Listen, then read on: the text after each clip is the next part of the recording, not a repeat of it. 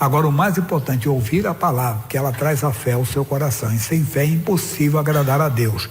Aqui nós vamos ver uma coisa na segunda carta de Paulo aos Coríntios, capítulo 3, versículo 5. Ele diz, segundo aos Coríntios 3:5, não que sejamos capazes por nós de pensar alguma coisa como de nós mesmos, mas a nossa capacidade vem de Deus. E às vezes nós esquecemos disso. Nós oramos, quem faz a obra é Deus, a capacidade é dele para fazer o que? O impossível se tornar possível. O rei Saul não entendeu isso, ele não compreendeu. É uma história, quem não conhece, a batalha, né? Luta entre Davi e Golias. Está em 1 Samuel capítulo 17, versículo 32. Você pode ter ouvido várias vezes, mas não é a história que vamos contar, sim as revelações que Deus nos fornece aqui, as lições valiosas. 1 Samuel capítulo 17, versículo 32. 1 Samuel 17, 32. Diz assim: e Davi disse a Saul, não desfaleça o coração de ninguém por causa dele. Teu servo irá e pelejará contra esse filisteu. Quando Davi chegou no campo de batalha, o pai dele disse, Davi já era ungido rei, mas não era empossado ainda. Aí o pai dele, o Jessé, disse, meu filho, vai no campo de batalha, procure saber notícia dos seus irmãos, como é que eles estão nesse campo de batalha. Leva um queijinho, já tinha negócio de agrado, né? Leva um queijinho, leva um pão lá para o capitão da guarda, como quem diz, para, né, trazer informações. E ele foi. Aí quando chegou lá no campo de batalha, ele ouviu que não esperava ouvir. De um lado estavam os filisteus do monte, do outro lado do outro monte estavam os israelitas. O filisteu Golias descia durante 40 dias. Sempre no fim da tarde ele ia lá, ei, tem homem aqui não? Cadê homem para me enfrentar? E começou a afrontar o exército de Israel. E começou a afrontar também o Deus de Israel. Quando Davi ouviu aquilo, ficou chateado, mas ninguém vai lutar com esse homem, mas quem vai lutar com um grandalhão desse? E o Davi então ficou sabendo que quem ganhasse, quem vencesse o gigante seria genro do rei e ainda não teria sua casa, a casa do seu pai, isenta de todos os impostos. Ele foi, não por causa disso, mas ele foi e se ofereceu. Quando ele chegou diante do Saul, Saul ouviu isso, não entendeu. Olha o que o Saul vai dizer. Porém Saul disse a Davi, contra esse filisteu não poderás ir pelejar com eles, pois tu ainda és moço, e ele homem de guerra desde a sua mocidade. O Saul está errado? Não, pelo entendimento humano. Veja comigo, primeira carta aos Coríntios 2:14. Vamos ver isso aqui, rever isso aqui. Diz, ora, o homem natural não compreende as coisas do Espírito de Deus, porque lhe parece loucura. Não pode entendê-las porque elas se discernem espiritualmente. O que ele está dizendo? Ô Davi, você é um garoto ainda. Quer dizer, um homem em formação. Você não tem condições de brigar com esse gigante, que ele é um homem experiente nas batalhas. Quer dizer, Saul estava falando como homem natural. Ele não conhecia o que? Lá na frente vamos ver isso aqui. Que eu vou explicar para vocês. Aí ele diz assim, então disse Davi a Saul, teu servo apacentava as ovelhas de seu pai, e vinha um leão ou um urso, e tomava uma ovelha do rebanho, eu saía após ele, e o feria, e a livrava da sua boca, e levantando-se ele contra mim, lançava-lhe mão da barba, e o feria e o matava. Assim feriu o teu servo o leão, como o urso, assim será esse incircunciso filisteu como um deles. Vou parar um pouquinho. Pensa no que o Saul deve ter pensado. Eu já expliquei aqui várias vezes que o Saul deve ter dito naquela hora, rapaz, deixaram um maluco falar comigo. O maluco está dizendo que matou um leão, matou um urso. Não, ele não entendia que Davi estava ali não pela força dele, ele estava ali pelo poder de Deus. Ele não estava ali com a sua habilidade, com a sua capacidade. Olha o que Davi vai dizer. Porquanto afrontou os exércitos do Deus vivo, disse mais Davi, o Senhor me livrou da mão do leão e da do urso, ele me livrará da mão deste filisteu. Opa! Quando Saul ouviu isso, ele recuou. Porque o Saul era um homem que conhecia Deus, apesar dele não ser obediente a Deus, mas ele conhecia. Quando ele demonstrou, o que ele mostrou? Peraí, eu não vou lá com a minha força, eu não vou lá com a minha habilidade, eu não vou com a minha capacidade. Vamos repetir onde nós começamos? Quem lembra? 2 aos Coríntios 3:5. O que diz? Ele diz lá, Ora, não que sejamos capazes de pensar alguma coisa como de nós mesmos, mas a nossa capacidade vem de Deus. Que Davi não ficou pensando, eu vou lá, eu vou dar uma pedrada nesse gigante, eu vou derrubar. Não. Ele estava ali sabendo que a capacidade dele vinha de Deus. Quando Saul ouviu isso, ele disse, eu vou contra ele em nome do Senhor dos Exércitos, quer dizer, o Senhor me livrará. Ele recuou. Aí disse, vai, e disse, vai-te em paz e o Senhor seja contigo. Ele conseguiu convencer o rei Saul. 38. E Saul vestiu a Davi das suas vestes e pôs-lhe sobre a cabeça um capacete de bronze e o vestiu de uma couraça. E Davi cingiu a espada sobre as suas vestes e começou a andar, porém nunca o havia experimentado. Então disse Davi a Saul, não posso andar com isso, pois nunca o experimentei. E Davi tirou aquilo de sobre si. Quer dizer, se Davi fosse ali, porque o que o Saul disse, peraí, já que você quer lutar com esse gigante, com esse homem, não vai com a cara e a coragem. Pelo menos vamos revestir você com uma armadura. Você vai colocar uma armadura, aí vai proteger aqui com a couraça, vai colocar aqui, entenda bem, o escudo que eles usavam na mão, você vai colocar o capacete, mas só que o Davi nunca tinha usado aquilo. Os pregadores costumam dizer, não use a couraça de ninguém, não use a fé de ninguém, aprenda a ter a sua fé, mas é mais do que isso, não vou entrar nesse mérito não. Porque eu vou entrar que Davi não podia entrar ali como um homem natural. Se ele fosse com aquela armadura, a confiança dele não estava em Deus. Ele estava ali, entenda bem, no nome do Senhor, porque mesmo com aquela couraça ou com aquela armadura, ele não conseguiria sair dali, porque o homem era acostumado à batalha. Ele tinha que entender que as armas deles eram diferentes. Vamos para a segunda carta de Paulo aos Coríntios, capítulo 10, versículo 4. Diz assim, porque as armas da nossa milícia não são carnais, vamos lá pessoal, mas sim poderosas em Deus para a destruição das fortalezas. Se o Davi fosse com as armas naturais, a espada, entenda a couraça, a armadura, ele perderia a batalha. Ele foi com as armas espirituais. Como assim? Ele entrou e tomou o seu cajado na mão, escolheu para si 5 seixos do ribeiro, 5 pedras, né?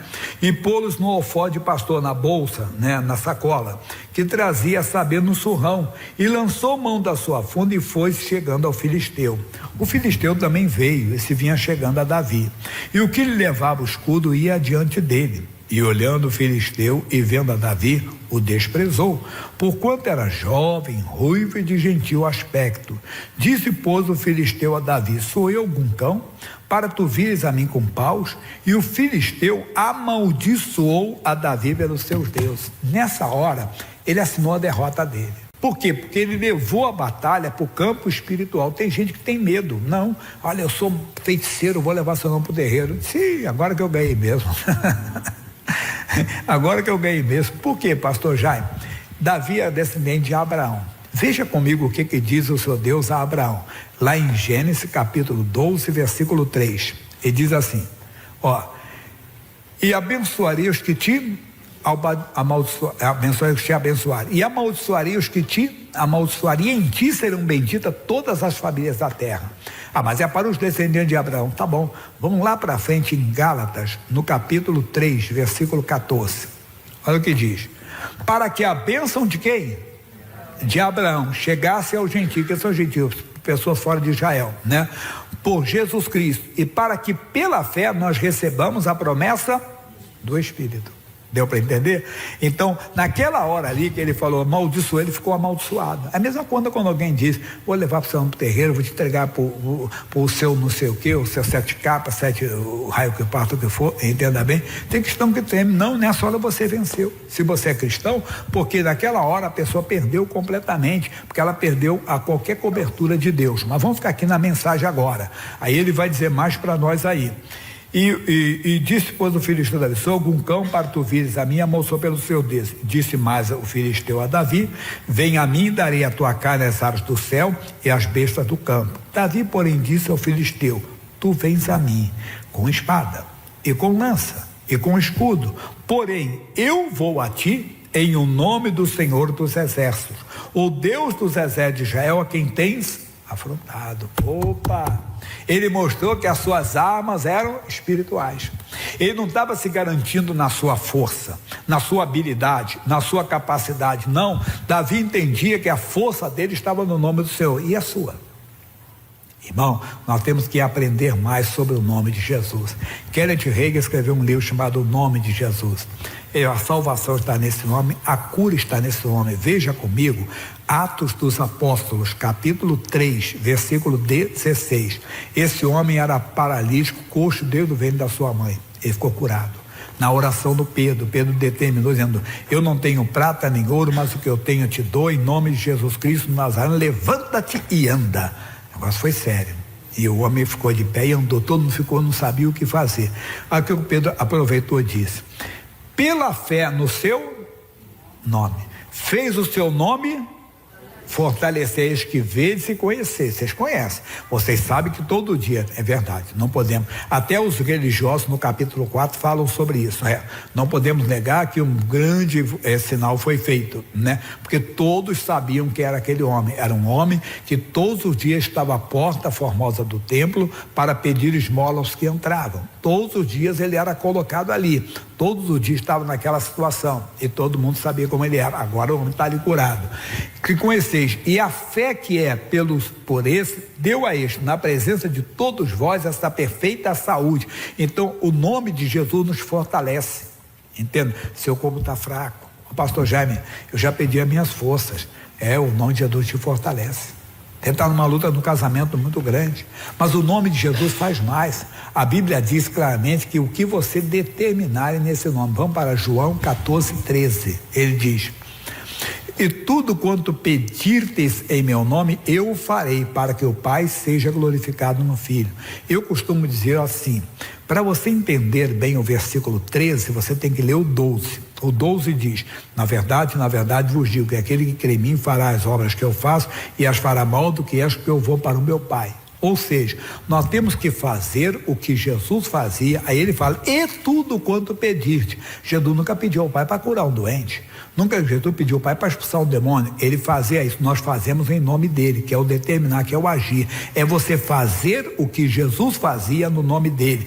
Olhe para Jesus, Hebreus 12:2, olhando para Jesus, o autor e consumador da fé. Olhe para Jesus, olhe como é que ele fazia, então faça como ele fazia no nome dele. Foi o que o Pedro fez: eu não tenho prata nem ouro, mas o que eu tenho eu te dou, em nome de Jesus Cristo Nazareno, levanta-te e anda.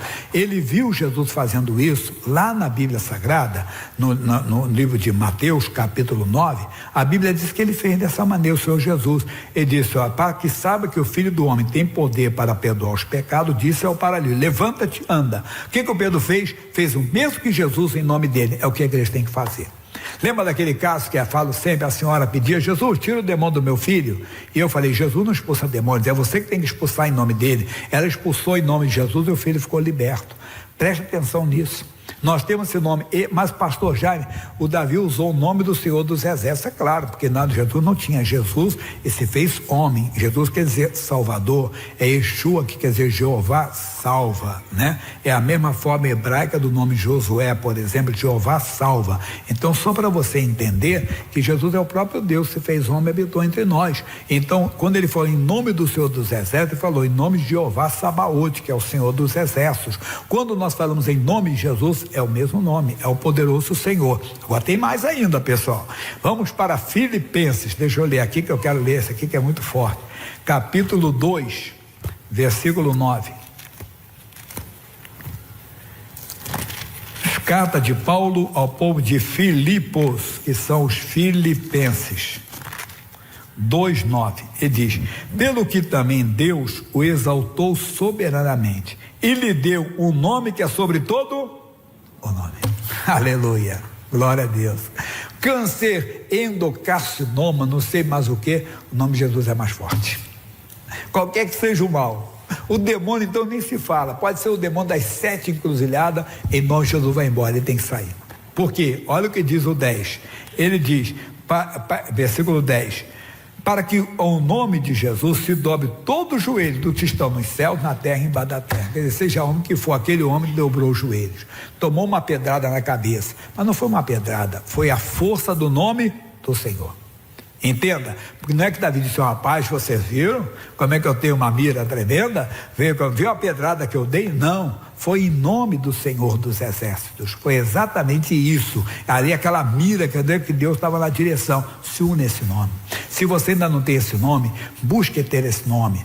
Eu explico o seguinte: o homem casa com a mulher pode ter o nome dele, ele pode ter o nome dela também. Não é só a mulher, o marido que dá para a mulher também dá para o homem, sabia disso, né? Às vezes tem mulher que coloca, principalmente quando tem nome bonito, estrangeiro, aí o marido diz assim: vou pegar seu nome também, né? Fica com aquele nome. Pode acontecer. Eu vi o João Batista, é o nosso pastor João Batista Domingos, quando ele casou, ele botou o dia da esposa, aí ficou João Batista Dias Domingos, mas ela também pegou o nome dele, Domingos. Os dois ficaram com o mesmo sobrenome, Geisa Dias Domingos. Geralmente o mais comum é a mulher pegar do homem, mas pode. Mas o que tem a ver isso com a mensagem? Irmão, aceite Jesus como teu Senhor, teu Salvador, porque aí você tem direito de usar o nome dele. Porque uns homens fizeram isso. Nós expulsamos por Jesus a quem Paulo prega. Os demônios falam: nós conhecemos a Jesus, sabemos quem é Paulo e vocês quem são. Então você tem que ser dele. Nós vamos orar agora, orar nesse nome, amaldiçoar a doença. Pastor, já meu pai está com câncer, vamos amaldiçoar esse câncer em nome de Jesus, ou uma outra doença, o que for, mandar embora aquele demônio em nome de Jesus. Mas antes, aquele convite, se você ainda não convidou Jesus para entrar na sua vida, convide. Fiquem de pé, por favor. Se você ainda não tomou essa decisão, tome hoje. Você tem que crer no coração que Jesus morreu pelos seus pecados. Você tem que crer no coração que Jesus ressuscitou dentre os mortos. E deve dizer para ele: Jesus, me salva, e ele vai te salvar. Isso para quem ainda não tem a salvação. Quem já tem, deve dizer para ele: Jesus, não me deixe perder a salvação. Onde eu errei, onde eu tenho errado, Senhor, me perdoe. Nesse nome, Jesus, pelo amor do teu nome, me perdoe. E ele perdoa. Desde o dia que você nasceu, ele é misericordioso. Fecha os olhos, ore, mas ora sério. Se você não entregou a sua vida para Jesus, entregue agora. Não só, entenda, para usar o nome dele, mas para morar no céu principalmente. Pai, são homens e mulheres, jovens e moças, que estão aqui neste lugar de oração, estão pela televisão, estão pela internet. Choveu muito agora à tarde em São Paulo. Muitos deixaram para vir no último culto e virão. Não deixe a pessoa ficar em casa, não. Que ela seja tocada a estar contigo hoje ainda aqui. Agora, Jesus, é o convite. O Senhor está batendo na porta. Você não tomou a decisão, tome agora. E diga para ele: Jesus, me salva, ele quer te salvar. Lembrando que você tem que crer no coração que Jesus morreu pelos seus pecados. Você tem que crer no coração que Jesus ressuscitou dentre os mortos. Ele está te levantando. Agora, Senhor Jesus Todo-Poderoso, eu venho te pedir: entra nesta vida, Senhor. Entra na vida da família agora. Onde está o doente? Alguém desenganado pelos médicos? Alguém numa UTI, Senhor?